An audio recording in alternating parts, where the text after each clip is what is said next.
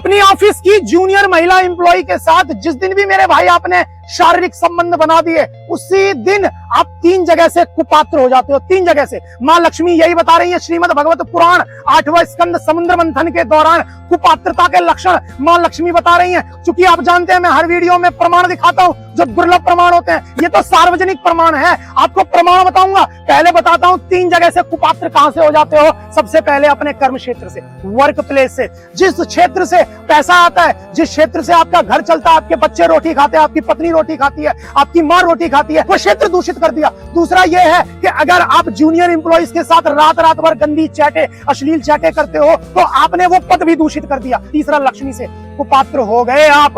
और यही मां लक्ष्मी कह रही है। मां लक्ष्मी किसी भी कुपात्र के पास सुखदायी रूप से आई नहीं है।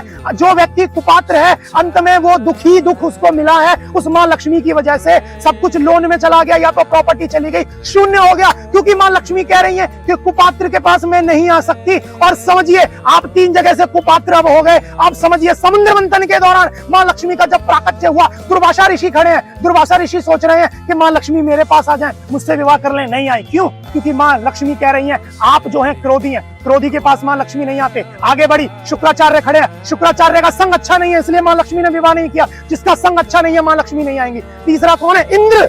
स्वर्ग के राजा हैं, सुंदर हैं, फिर भी क्या है? कामी हैं। तो पात्रता का तीसरा लक्षण कामी, जो आप हो।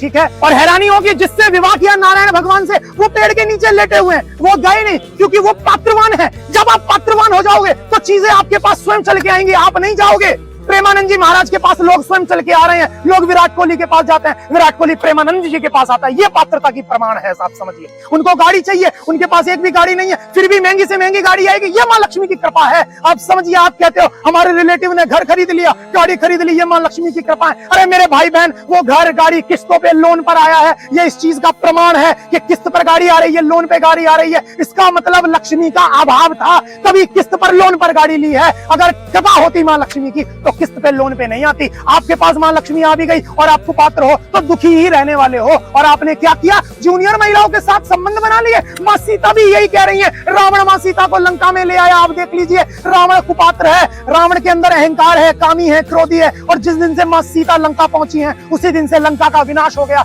रावण भी गया, लंका भी गई, उसका बेटा भी गया, उसका भाई भी गया। आप कुपात्र जिस दिन हो ना मेरे भाई बहन, कितने भी बड़े पद पे पहुंच जाना, सफलता नहीं मिल सकती। मानसिक रूप से दुखी रहोगे, क्योंकि भगवान कह रहे हैं तू जो चाहता है तू वो करता है, परंतु होता क्या? जो मैं चाहता हूं होगा वो जो मैं चाहूंगा। अगर तू चाहता है कि जो तू चाहता है वो हो, तो एक बार वो करके देख जो मैं चाहता हूं। भागिए, कहां तक भागोगे? वस्तु आएंगी और निकल जाएंगी।